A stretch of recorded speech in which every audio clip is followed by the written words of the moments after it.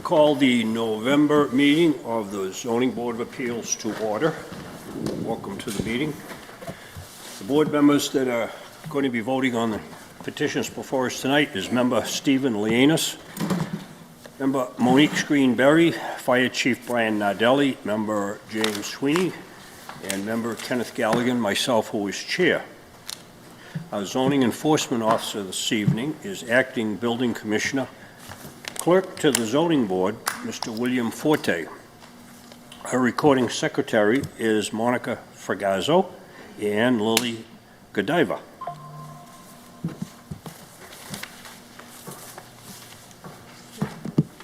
Before we start the meeting, I would ask anyone that has a cell phone or electronic device if you can either shut it off or put it on silence so it doesn't affect the meeting. And if you need to use the phone, I would appreciate it if you could take your conversation out into the hallway. Prior to the start of the meeting tonight, there's an opportunity for any petitioner to withdraw prior to the start of the meeting without prejudice. Is there anyone here tonight that wants to withdraw? Seeing none, that's good. I will tell you that the meeting is being televised and it will be shown from time to time on Brockton Cable TV over the next month. The way the meeting will be held is that when I call the case, the petitioner will come up to the podium, identify yourself to the clerk, and make your presentation to the board. When you've completed your presentation, I will ask if any of the board members have any questions relative to the testimony that was just given. When that is complete, I will close that portion of the hearing and I will open it up for public discussion. First off, I will ask if there is anyone here that wants to speak in favor. Following that, I'll ask if there's anyone that wants to speak in opposition. Following that, I'll ask if there's any elected official in the room that wants to be heard on the issue. Lastly, I'll ask if there's anyone in the room that has a question relative to the testimony that has been given. At that point, that will conclude the public portion of the hearing. I will then open it up for board member discussion. Now, this is the time during the meeting when the board members will discuss the testimony that will be given or has been given, and eventually you will hear a board member make a motion to approve or to grant. In order for a petition to be granted, 5 votes in the affirmative will grant the petition. 4 votes in the affirmative will grant the petition. Anything less than 4 is a denial. So a 3-2 vote is a denial. The clerk will call the roll and he will inform me what the vote is, and then I will notify the petitioner whether the petition has been granted or denied. So that's the format of the meeting tonight. Board members, we all set to go? Yes. Okay.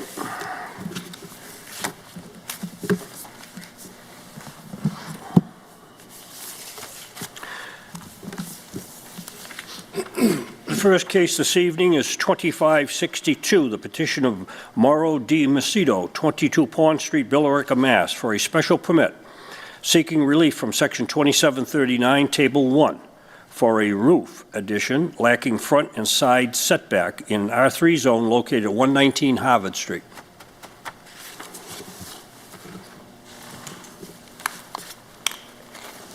Hi, everybody. My name is Please identify yourself. Yep, my name is Susan Cadillac. I'm here with Mauro.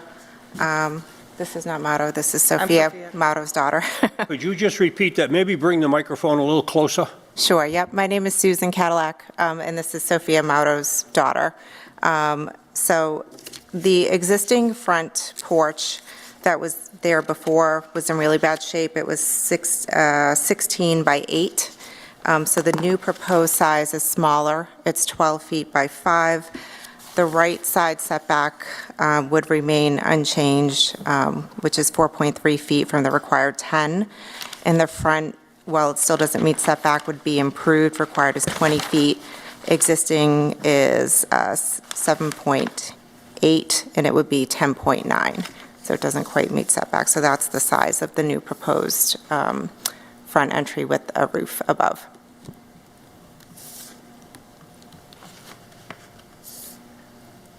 And this porch has been built already? It has, yeah.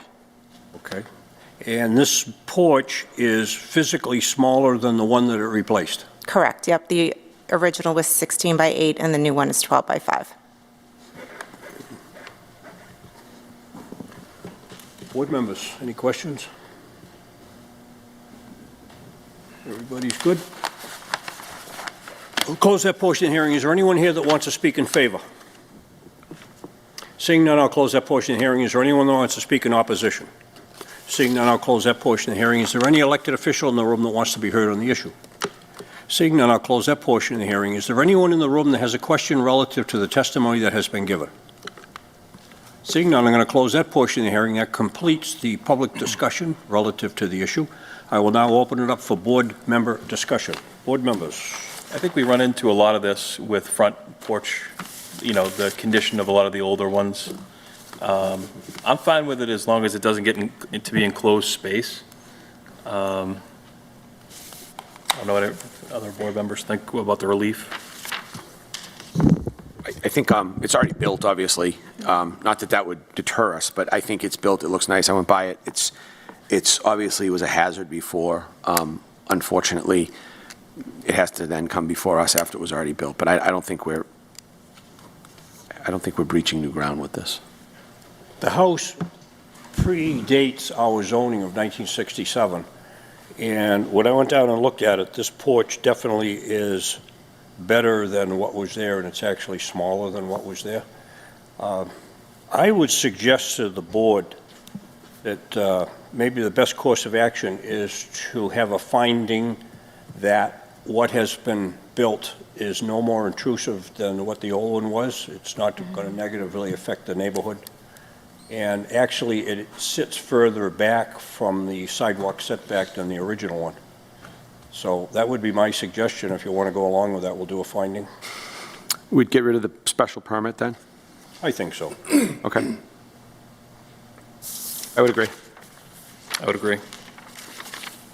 Somebody want to make a motion? I'll make a motion that we make a finding that the current porch is no more intrusive than the former porch. Second. Motion has been made and seconded for a finding.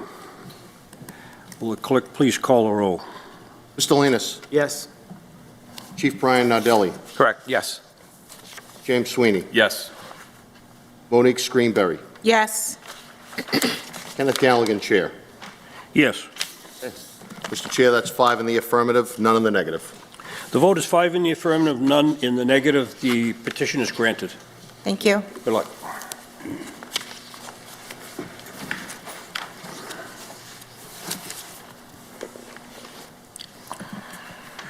The next petition, 2563, the petition of Boise Jean, 41 Weston Street, Brockton, Mass., for a variance and special permit, seeking relief from Section 27(9) to rebuild due to fire and to construct a second dwelling unit lacking side and front setback area in an R3 zone located at 41 Weston Street. Good evening, members of the board, Mr. Chairman. Attorney John McCluskey, representing the Boozy family, who were residents of 41 Weston Street.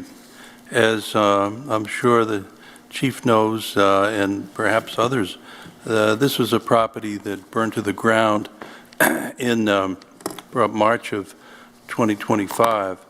It was a fast-moving fire. Mr. Boozy was in the home and was taken to the hospital. As a result of the fire, he lost his eyesight. So there were some obviously contributing factors of the smoke inhalation, and he's now totally disabled and obviously can't drive and can't see. But what he would like to do would be to rebuild his house fairly much on the same location, same footprint, a little different. He wants to turn it into, it was a single-family home, to a two-family home. The lot size is 6973 square feet. The assessor calls it 7,000 square feet. They meet because it's in an R3 zone, which obviously would accommodate multifamily homes, They meet the proposed frontage setback. They're at 23.6, and under the ordinance, it's 20 feet. In the rear, it's 25 feet. Counselor, can you just bring the microphone a little closer? Sure. Much better. I might have to get closer to you so I can hear you. But in any event, to the rear, they're looking for 25.3 feet. That meets the setback requirement of 25 feet. And also on the side, there's a total of a 20-foot setback, and they have 20, looks like about 25 feet in total of setback. So we meet all the setback requirements. We're slightly over on the green space. The ordinance calls for 30%. We're at 36.8%. I believe the house that burned down was quite a bit closer to the street, so we're moving it back. There's an existing drive on the right of the property from the street, which will be cut back a little bit, and then we'll create a new, we need a curb cut, and there's also a fire hydrant. I've talked to former Deputy Chief Williams, and now I understand is a part-time employee of the building department, about creating a new curb cut, and I believe that can happen, that a new curb cut can be created. I'm wondering, the existing fire hydrant there looks a little close, so they'd be willing to move that if that turned out to be a problem. And I know that DPW would be able to accommodate them for a fee, of course. And also the curb cut, the city has particular, I don't know whether their contractor is licensed from the city to do this type of work, but they would be able to do that. Mr. and Mrs. Boozy are here tonight, and very anxious to get back into their new home, get it constructed, and get it underway. I came into this case very late, so this is the best I have, and I hope you all have good copies of this. We just came into it last Wednesday or Thursday, so it was all submitted. I might say that I suggested that we might want to withdraw, but that was not, thought about favorably with my client, because I think this also fits under the 40A Section 6, that the change from a two-family to what was formerly the one-family is not a significant difference, and probably would qualify without putting words in the board's mouth under Section 6, but we didn't apply for that. So basically, you see the plans of the home. It's a two-family home. The stairways inside, outside, there's a means of ingress and egress in two areas, and it looks like a house that would work. It's got a nice porch on the first floor and the second floor, and this would be a home that would accommodate Mr. and Mrs. Boozy and their family, because now he's in need of additional services. So the whole home would be occupied by family. The parking, so there'd be parking for one floor and then the second floor, and because they're, family members, I know that back-to-back parking perhaps isn't ideal, but if it's worked out amongst the family, in fact, the existing drive wouldn't really change, so that would have accommodated, before the house burned, back-to-back parking, and that's always worked for the family over the years. So I think with the new curb cut, we've got the ability to put additional parking in, just a slight increase on the lot coverage, which I think is what I would call de minimis. There's still plenty of lawn area, plenty of green space. And the lot today, I was out there this afternoon, it's it's distressed. It's beginning to look, there's people dumping stuff out in the back, and it needs a new home. So this is a street that has many multifamily homes, some single-family homes. It's an older street in the city, and I think this would be a good addition. The hardship, obviously, is that the house burned down. Hardship on the family, that Mr. Boozy lost his eyesight. And I think this is a case that would be a good fit for the Board of Appeals to approve.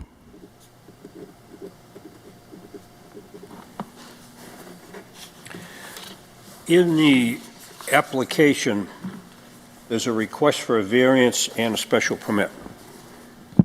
The variance that I see is if this is going to be a two-family, which is allowed in an R3, you need 100 feet of frontage. Right, so I forgot to mention that. We need a variance for the frontage. They got 58 feet, you need 100. We have 58 feet, which is fairly typical of what you see along the street, I think. I didn't measure the other homes, but it didn't seem to be out of order. Conformance with others on that street, yeah. I'm sorry? It's in conformance with others on that I street. think so, yeah. The other thing that I see on the variance is for a two-family in an R3, you need 10,000 square feet. It's 5,000 per unit, so two Right. units requires 10,000 square feet. So you're asking for relief from lot size also. That's correct. As I say, I did not submit this, and I'm just looking at it, what we have, and I think you're right. All depends on which edition of the ordinance you want to look at. Some are a little different than that, but I think the online ordinance Read is, the fine print. I think it's 5,000 per, yeah. 5,000 per unit, Right, so it's 10,000 for a two-family. right. So So can we're you at just- 7, call it 7. Can you just explain to us what the hardship would be on the lot size? Well, yeah, as I say, first of all, there was a house there, and it burned to the ground. So the hardship is that we lost what we had, and the hardship would also be the fact that many of the homes in this vicinity, in this neighborhood, are all of generally the same, typically close to the same lot size, so that if you put a two-family in, it's not going to deviate. You won't notice the difference. And I think the hardship, and besides the fact that the hardship on the owner is an economic one, and the fact that he lost his eyesight is, that's a, now this is his home, and he needs to have a home with his family, and that's the hardship. All right, and secondly, in the application, they're asking for a special permit. Do you know what the special permit refers to? I have no idea. Okay, I'm going to suggest that if you have an exterior stairway, you need a special permit. Well, No exterior when stairway. you say exterior, isn't that from the second floor? Correct. And I don't think we do here. No. No. No, sometimes it's a misunderstanding that a stairway from floor 1, from a porch to the ground, you don't need a special Right. permit. But from floor 2, you do. So looking at the plans, there appears to be no exterior stairways from floor 2. I looked through the plans and couldn't find any, so, So I don't see the need for a special permit unless you have something there. no, I think I'd say we would waive that. So what we will be voting on tonight is a variance for frontage along the street, And size. lot size. And I believe green space? What? Green space? You said that you were over that. The ordinance, I think, calls for 30. Right. And this is 36. So you're good. Huh? You have 36? We have, oh yeah, you're right. We're going the other way. Yeah, so you're good, yeah. Okay, you're right. All right, so just so we understand, that's what we're looking at tonight. is- Correct. Yeah. All right, board members, any questions? I have a question on the plot plan here. It doesn't show, it shows there's a third floor, but we don't have a plan as to what's on the third floor. I guess if that's an actual third floor, is that an attic? It looks like a functioning third level.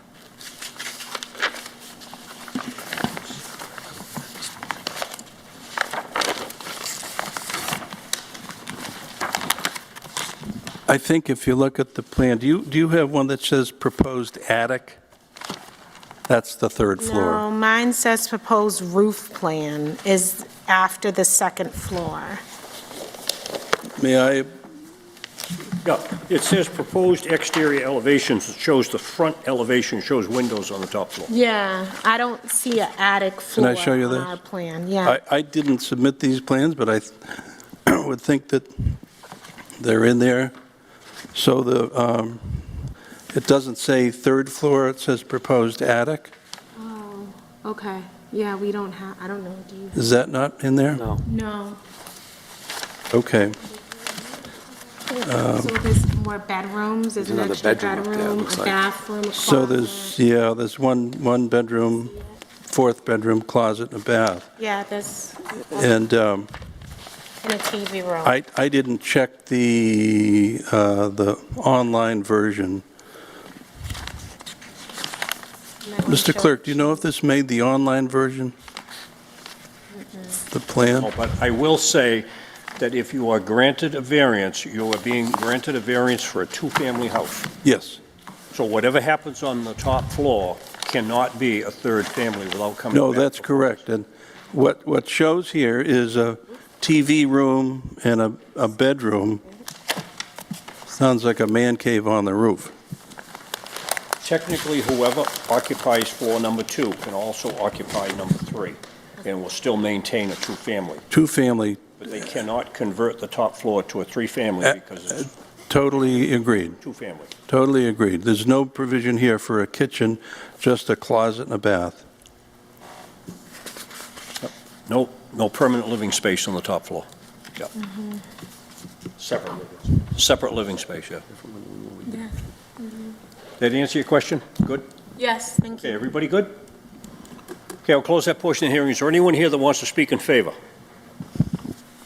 Seeing none, I'll close that portion of the hearing. Is there anyone that wants to speak in opposition? Seeing none, I'll close that portion of the hearing. Is there any elected official in the room that wants to be heard on the issue? Seeing none, I'll close that portion of the hearing. Is there anyone in the room that has a question relative to the testimony that has been given? Seeing none, I'll close that portion of the hearing. That concludes the public discussion. I'll now open it up for deliberation among the board members.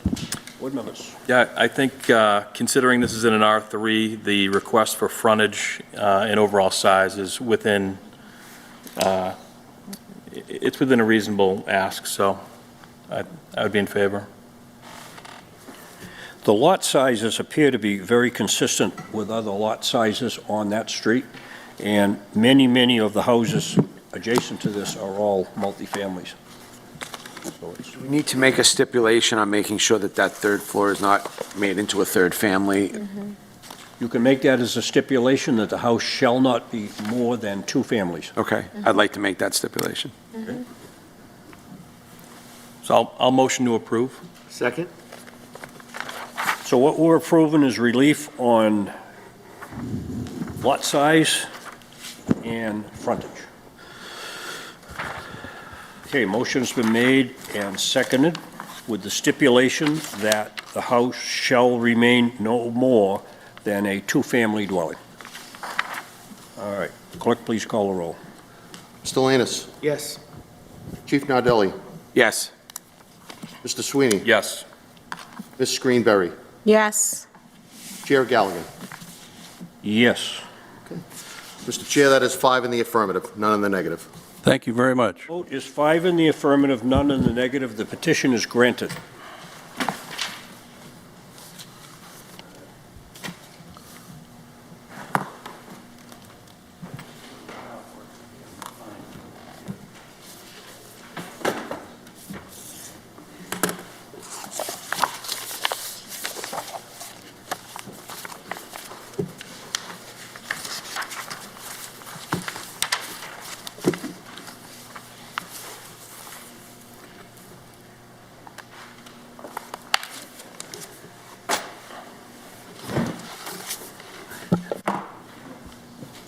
The next petition, 2564, the petition of Rockland Trust Company, care of Krista Veal, 1325 Belmont Street, Brockton, Mass., for a special permit seeking relief from Article 7, Section 2749, to construct and operate an electronic billboard in a C5 zone located at 120 Liberty Street. Thank you, Mr. Chairman. Again, Attorney John McCluskey, representing the Rockland Trust Company, who has an address at, well, this building is at 120 Liberty Street in Brockton. This is a building that was built maybe 20 years ago, recently occupied by the Rockland Trust up on the top, couple of stories. The IRS was 1 or 2 stories. I think this is a 3-story property. It's located in a C5 zone. It's owned by Brophy Randolph LLC, local company. Now is occupied fully by Rockland Trust.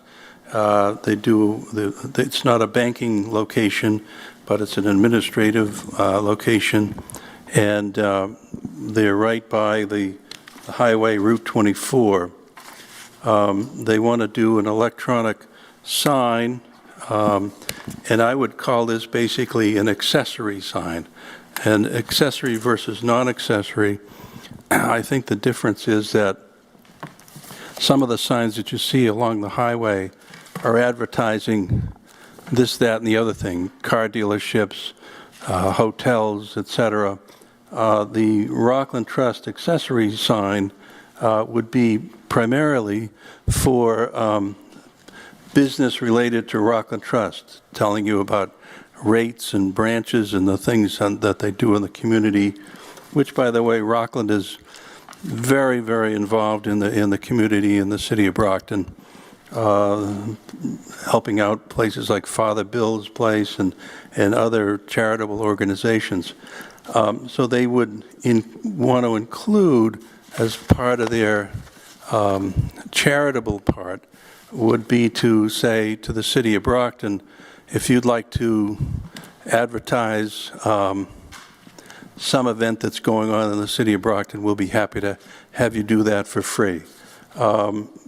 Perhaps a charity or two might be celebrating some type of event.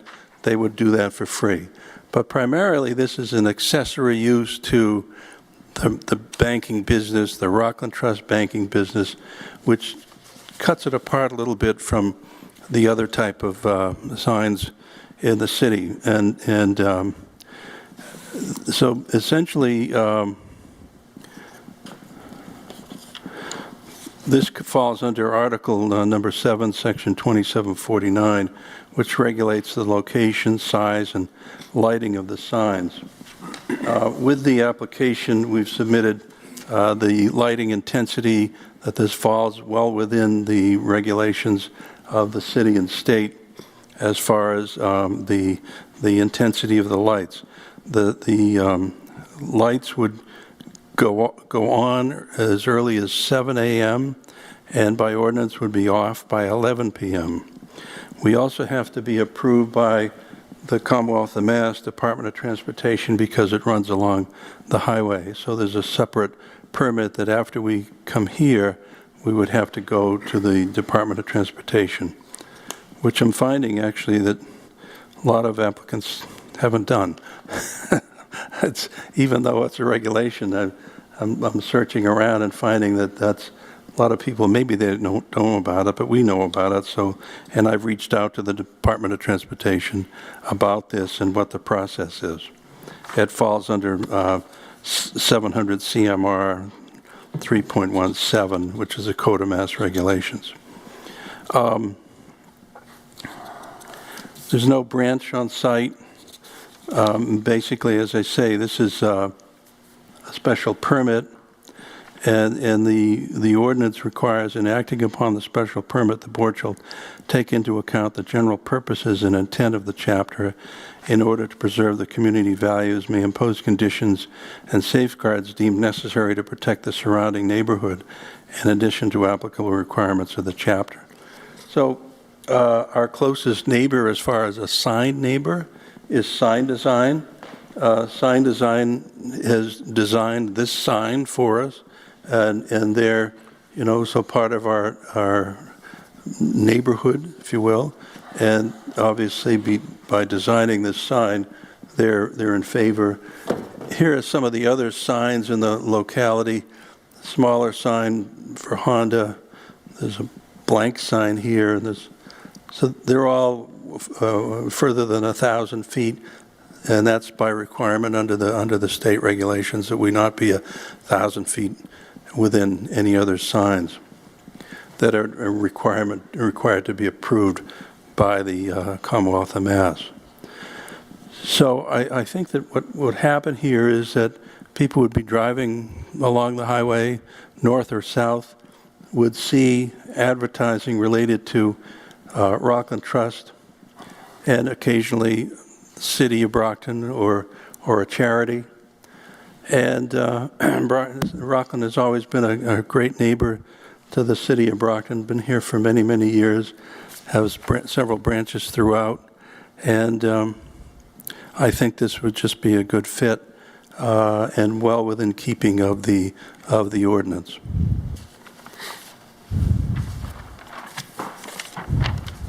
Mr. Chair, if you don't mind. So just a couple of questions for you. So the pictures you've used, the examples of Honda and the other car dealerships, I know that those were dealership stipulations in order for uniformity within their business. Is there any uniformity for the bank, or is this, I guess what I'm getting at is it's a hell of a sign for just the bank using 24. Why wouldn't you advertise other businesses? Well, as I understand it, the early discussions with the bank and the mayor were that this was the type of thing that being an accessory sign would be more attractive to the city of Brockton, and so that's the way they went. They're not looking to be in the sign business. Well, a sign like that does generate a lot of revenue. It's no secret to anybody that knows anything about signs. Probably does. Yeah. I know that the landlord actually didn't want us to ask for this limitation, but I'm surprised you wouldn't. yeah, I mean, Because it's a very expensive there was sign. discussion about that, and this is the way they decided to go.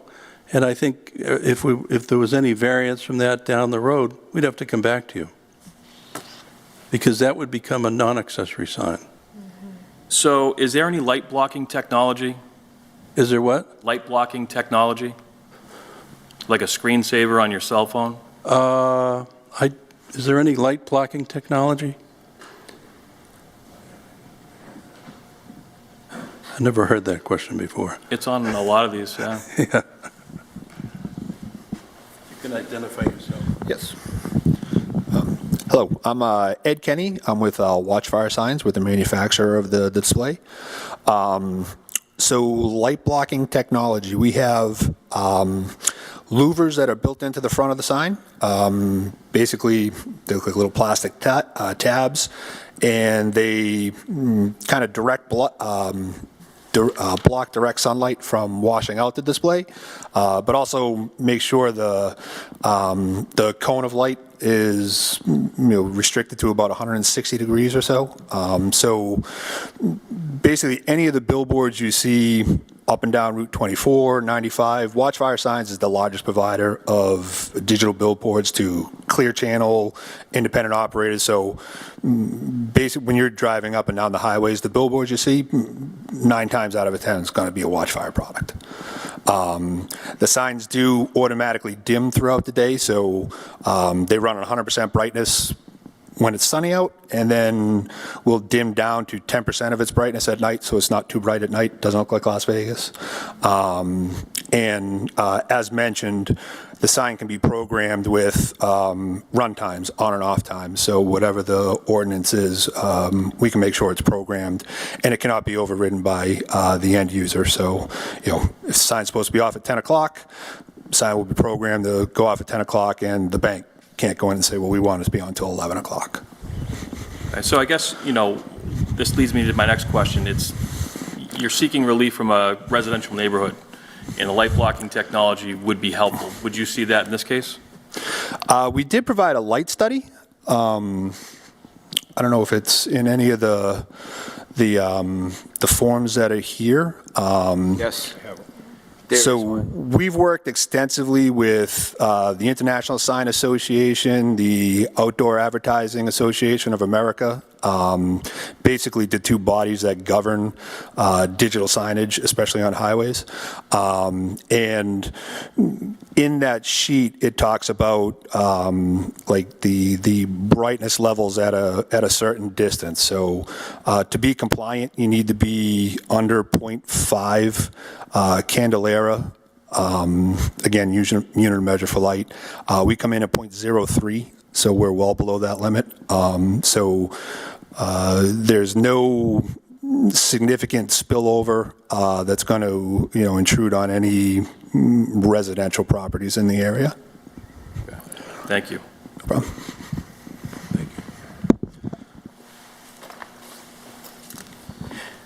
So this sign that is before us has all the appearance of being an electronic billboard. That is correct. You're calling it an accessory sign. It's an accessory sign.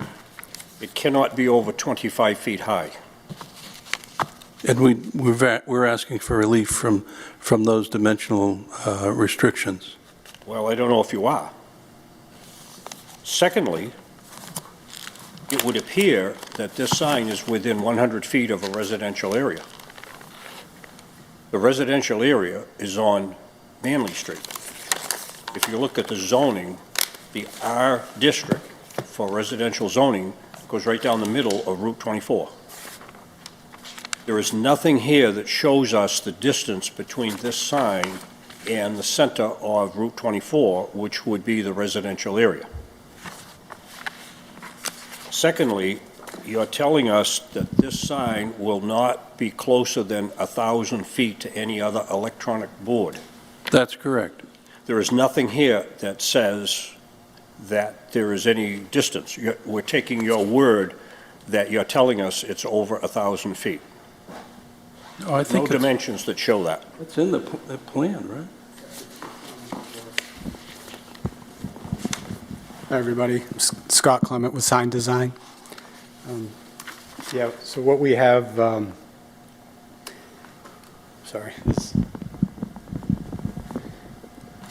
billboard is 1,004 feet away from where we're proposing this sign, and then about 1,002 feet away from the one north of us, which I assume are as well in the exact zoning area. I don't know that map for sure, though. And how is that measured? Is that just a linear line, like a? Yeah, You guys measure that? that was measured through Google. So, yeah, that could be give or take a foot or two, but it appeared to be pretty accurate based I guess off of no one got out scaling. there with Correct. like a mechanism to actually measure that. Correct. So we don't have any documentation, any site plan or anything that actually shows that was part of what was submitted. So I'm just making a comment. So I don't believe this site plan extends to the other properties. I think the site plan is showing this particular property, but for a matter of getting a site plan that would extend to cover those areas. Well, I think it's critical that personally, with personal knowledge of that area up there, it appears as though what you're proposing to put up is very, very close to the two signs that are up there now. That's just an observation. So what I was looking for is something in writing where some engineer has submitted testimony that this sign will not be within 1,000 feet. Secondly, we can't be within 500 feet of another existing sign. And there certainly are other existing signs for the Volkswagen dealership that's not there now, plus for the hotel. So there's some issues there. So it makes a difference whether we're looking at an electronic billboard or we're looking at an accessory sign. Electronic billboard obviously requires permission from the state to put the thing up. as I mentioned before, the distance from the other signs was not presented. A electronic billboard, and I know you're calling it something else, but I'm looking at it as an electronic billboard. It is not allowed in a C5 zone. It's only allowed in a C2 zone, or a C1 zone, not in not in one C1, C2, not in a C3 zone. So, even though you may be calling it a accessory sign, it certainly has all the components to be similar to the two signs that are up there. That's my observation, and that was I want to make sure that you understand that. The other thing, the bank is the petitioner that's asking for this sign, correct? The petition is what? The petitioner is asking for the sign. Right. That's who's before us tonight. Right. The bank does not own the property. No, the bank does not own their property. It's owned by an LLC, Peter Velasco and the Joneses, which is Plumber's Supply. All right, well, where I'm going with the question is, we don't have an attestation letter that's part of this that says that the owner of the property is allowing the bank to come before us to Yes, put you this do. sign up. I've submitted that. You did? Yeah. Okay. I don't seem to have it.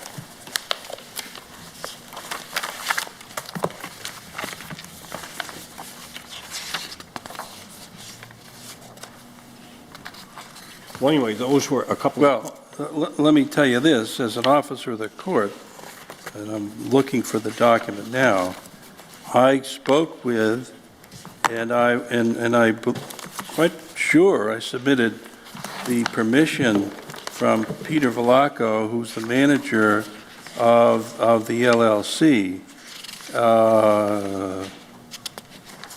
to Okay, allow I am- that. I know that's part of the application. I know that To was part of interrupt the... you, I was just handed Online the attestation letter that I did not have. You hear what I said? I have one, and I can tell you, I can call them up now if you wanted, but I know that I submitted, and that this shouldn't be, Counselor, if I'm, I was just handed the letter. I did not have it, oh, okay, so I have it. okay. It was handed to me.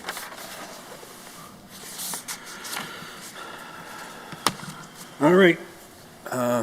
So, I think there's sufficient evidence in here that shows that we're clearly 1,000 feet away from the next closest sign. As I say, we have to go before the State Department of Transportation, which we've already been in contact with, and we have to show them the same thing. Otherwise, we don't get approved.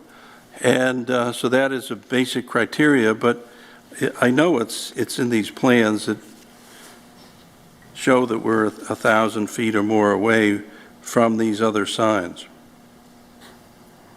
Because we actually changed the location of this sign to make sure that we were more than 1,000 feet away. Mr. Chair, if I may, is there an agreement outside of the messaging between the city? No, Just the messaging? no, but, Rockland's always been, I don't think that's something you sort of do as a, write up it's not like a parking easement, where we got to provide certain number of parking spaces. Rockland Trust, who's always been a good neighbor of the city of Brockton, and the mayor of Brockton had an agreement that whenever that was needed, that was going to happen. And I can guarantee you that that will continue to happen through the future, because Rockland's always been a good neighbor to the city of Brockton and to many localities. By the way, do you have the letter from the mayor? Letter in support. I don't know if the board members have seen that. We also were very involved in the Cape Verdean festivals, Massasoit Community College, Fuller Craft Museum, Father Bill's Mainspring, who I represent, and I can tell you that Rockland has always been a great neighbor and contributor to Father Bill's. The Boys and Girls Club, Rockland's always been involved in that. Metro South Chamber, United Way, it's just, Rockland's been, the Rockland Trust people have been part of the community, the whole South Shore, for probably 100 years, if not more. And they just are involved in everything in helping the community. So we didn't think we had to get into a formal agreement with the city of Brockton. Okay, I just want to know if one Yeah. existed or not, that's all. Yeah. If it's an electronic billboard, they have to have an impact agreement. If it's an electronic billboard. Have to what? If it's an electronic billboard, such as the two that are up there now, they would have to have an impact agreement signed by the city. You're telling us that this is an accessory sign. Right, Doesn't apply. right.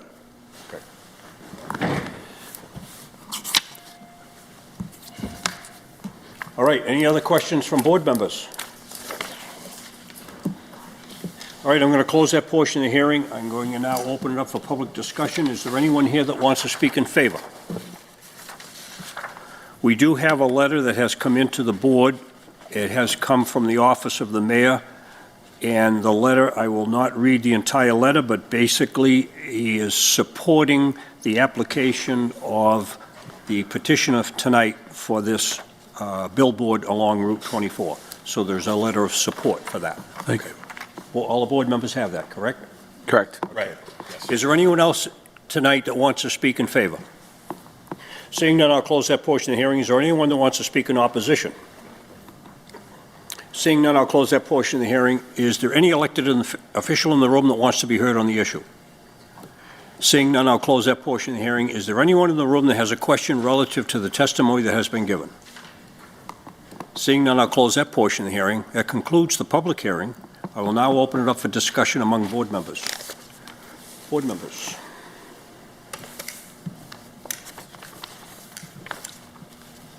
I mean, I'm not against it. I'm just surprised it didn't come as an accessory. I mean, I would be in favor of this. I think there's some relief there that needs consideration. The light blocking technology helps with its proximity and its relief from a single-family neighborhood. So, I mean, it's not like I can't see this coming down the pike as an accessory sign, considering, what these are. But as a, for what is being asked, I don't have an issue with it. An accessory sign is what's being applied for. No, it's, Yes. Yes. sorry, excuse me, then in my language. But it has the height of a Right. billboard sign, traditional billboard sign. What they have described is an electronic billboard. Electronic billboard, so. What they're telling us is that it is not an electronic billboard. It is an accessory sign. 25 feet. Can to I 9. differentiate there? Pardon me? Can I differentiate there? Accessory is part of what you do as a business. Correct. The non-accessory is taking it out to other users. Correct. It's not an accessory sign versus an electronic sign. It's an electronic sign with accessory use. Correct. Okay.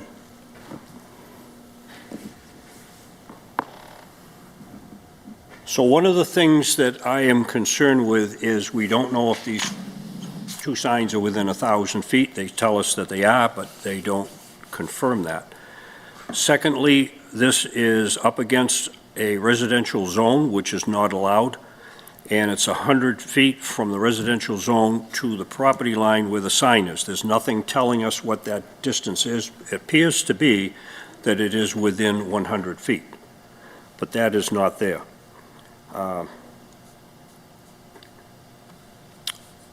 Will the Department of Transportation, when they have to go before them, will they measure between those signs? No, I don't, well, I don't know. That's a good question. That is in our zoning, the 100 feet. And I think it's also within the state. I got it here if you want to look it up, but I didn't know if they'd need an engineer to actually look at it or not before they make their determination. so they're asking for a special permit when in fact there's a variance involved here, which should be for the height of the sign and the distance from the residential area. They're not asking for the variance. Well, I'll amend that to include that. Well, we're discussing this among the board right now. I know this is kind of a major change to go from a special permit to a variance for something as large as what's being requested here. It appears as though what they want to put up is a sign that is pretty much identical to the other two that are currently up there on Route 24 in immediate proximity to this. And they're calling it an accessory sign. They need a variance to go over the 25 feet. They need a variance to be within 100 feet of the residential area. We are being told that this will be a board for the bank. Once this is in place and it's permitted, then it is there. If the bank should leave that site, the sign would then be there, and it could be assumed by another owner. So we don't know what the future is of that sign, but I'm just concerned that it looks identical to the other signs that are up there. It has the ability to transform itself into an electronic billboard-type sign very, very readily, and I understand the bank is saying that is not their intention. However, there may be other options for the bank to advertise what they do up there, but I personally have concerns that this sign is much more than what we traditionally allow as a sign that shows what goes on a business on a location. That's my concern. I know this is part of your deliberation, but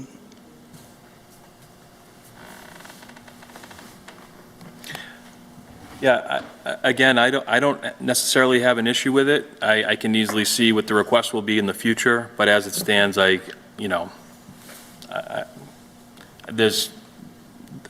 the relief, I think, has been countered on in some, we don't know some of the measurements between other signs. It's close to residential, however, you do have the technology that helps. So I guess even if it was full-blown advertising along Route 24, I would, which is where this is most likely going in the future, I'd be all right with it. Motion to grant? Second. All right, a motion has been made and seconded to grant. This is on the special permit, correct? Yeah, this is kind of a problem here, so they have not asked for a variance, and we will move forward on this thing. Will the clerk please call the roll? Mr. Lannis? Yes. Chief Nardelli? No. Mr. Sweeney? Yes. Ms. Greenberry? Yes. Chair Galligan? No. Mr. Chair, that is 3 in the affirmative, 2 in the negative.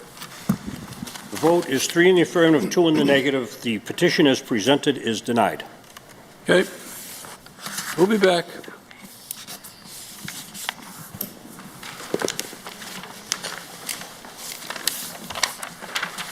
All right, that concludes the cases before us tonight. Motion to adjourn?